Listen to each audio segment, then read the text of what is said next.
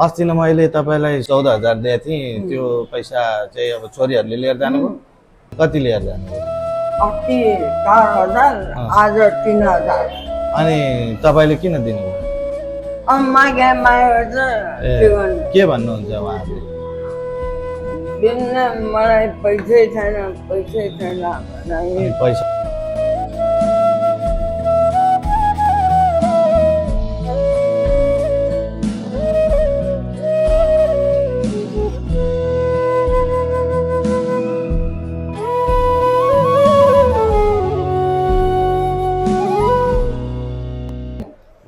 दुई तीन चार छ सात आठ नौ 10 11।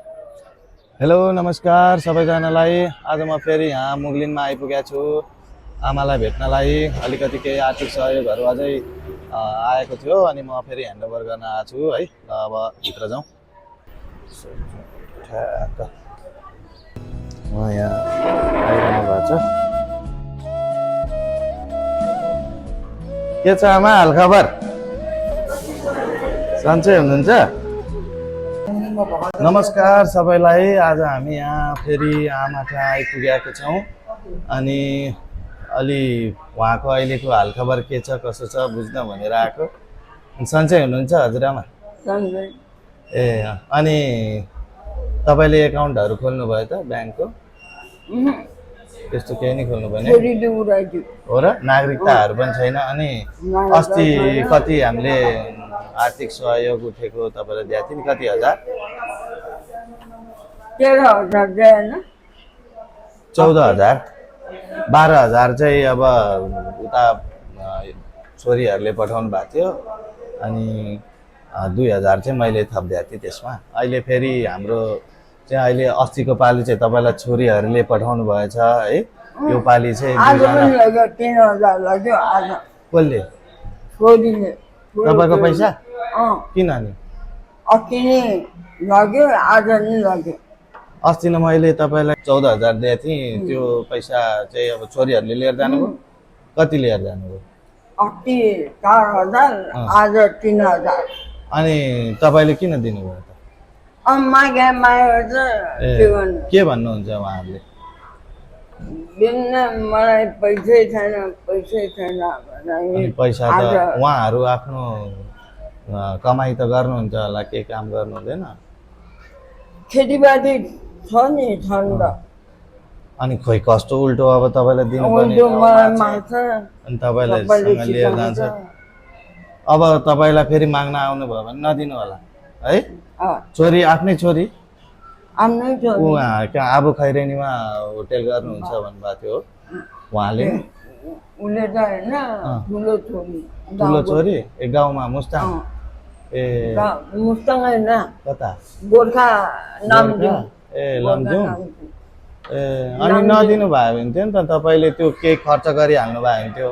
लुगा सुगा किन्नु भयो भने थियो, एउटा मोबाइल भने हो र? ए तपाईँ त कस्तो सोझो हुनुहुँदो रहेछ। किन हो अब तपाईँलाई भनेर मैले दिएको थिएँ अनि तपाईँ फेरि अब छोरीहरूलाई दिनुभएछ। छोरीहरूले त बुझ्नु पर्ने हो। उल्टो दिनुपर्ने छैन पैसा भन्छ। आज 3,000। अनि तपाईँलाई अरू कहीँबाट पैसा आउँछ त? यहाँ तलब वलब के आउँछ हजुर? पैसा चाहिँ यहाँ गरे बापत त अलिकति केही तलबहरू आउँछ होला नि त? ए खाने बस्ने त्यसमा तपाईँ खुसी हुनुहुन्छ? खाने लुगा लाउने खुसी हुनुहुन्छ? ए मेरो आमा छैन हो र? अनि तर छोरीहरूले माग्न चाहिँ नहुने, तपाईँको कमाइ छैन झन् मैले तपाईँलाई के खर्च हुन्छ भनेर दिएको। कहिले काहीँ छोरीहरू भेट्न जाँदा यसो आफन्त भेट्न जाँदाखेरि हुन्छ भनेर दिएको थिएँ। अब फेरि छोरीले पनि लिएर जानुभएछ। अब पनि अलिकति मलाई 2जना छोराहरूले दिनुभएको छ। एउटा छोरो चाहिँ विदेशमा हुनुहुन्छ, उहाँले चाहिँ नाम नभन्नु भन्नुभयो विदेशमा हुने। अब तपाईँको छोरो सम्झेर भनेर आमा सोचेर उहाँले चाहिँ पठाउनु भएको छ 10,000 रुपियाँ है। एकजना हाम्रो अर्को क्यानाडामा बस्नुहुने करुण श्रेष्ठ ललितपुर बस्नुहुने अहिले चाहिँ क्यानाडामा बस्नुहुन्छ, पढाइ गर्नुहुन्छ, जब गर्नुहुन्छ। उहाँले चाहिँ 5,000 जम्मा गरेर तपाईँको लागि चाहिँ 15,000 रुपियाँ उठेको छ। त्यो चाहिँ म अहिले हस्तान्तरण गर्न आऊ। अनि यो अहिले उठेको यो पैसा चाहिँ आर्थिक सहयोग चाहिँ अब कसैलाई नदिनु होला है, तपाईँ नै राख्नु, जति मागे नदिनु। हेर्नु, पैसा जोसँग हुन्छ उसैको मात्रै सबै कुरो हुन्छ, सबै आफ्नो हुन्छ। पैसा भयो भने, पैसा छैन भने कोही पनि आफ्नो हुँदैन। 2 3 4 6 7 8 9 10 11 12 13 14 15 हजुरलाई राम्ररी गन्न नै आउँदैन रहेछ। अनि त्यो पैसाले केही पनि गर्नु भएन। अनि अब कति त्यहाँ 14,000मा त 7,000 दिनुभएछ।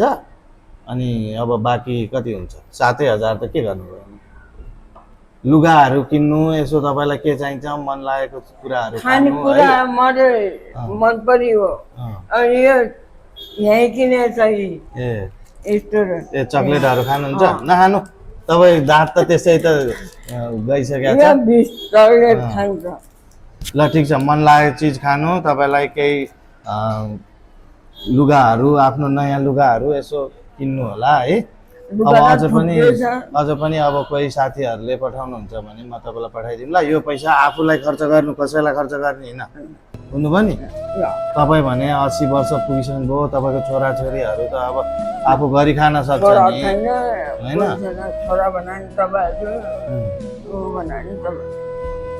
ल अब राम्रोसँग बस्नु, यो पैसा चाहिँ राम्रोसँग युज गर्नु होला है त। ल सबैलाई हामी चाहिँ अब लाग्नुपर्ने टाइम भइसकेको छ। उहाँलाई हस्तान्तरण गर्नुपर्ने कुरा पनि गरियौँ। अब उहाँको अहिले के अवस्था के भइरहेछ भन्ने कुराको बारेमा पनि जानकारी भयो। फेरि यसरी नै साथ सपोर्ट सहयोग गरिदिनु होला। धन्यवाद। त नदुखाउनु, नदिनु, आफूसँग राख्नु। लुगाहरू नयाँहरू किन्नु, केही तपाईँलाई चाहिएको चिजहरू किन्नु, जाडोमा लाउने लुगाहरू है। अब चित्त नदुखाउनु है। ल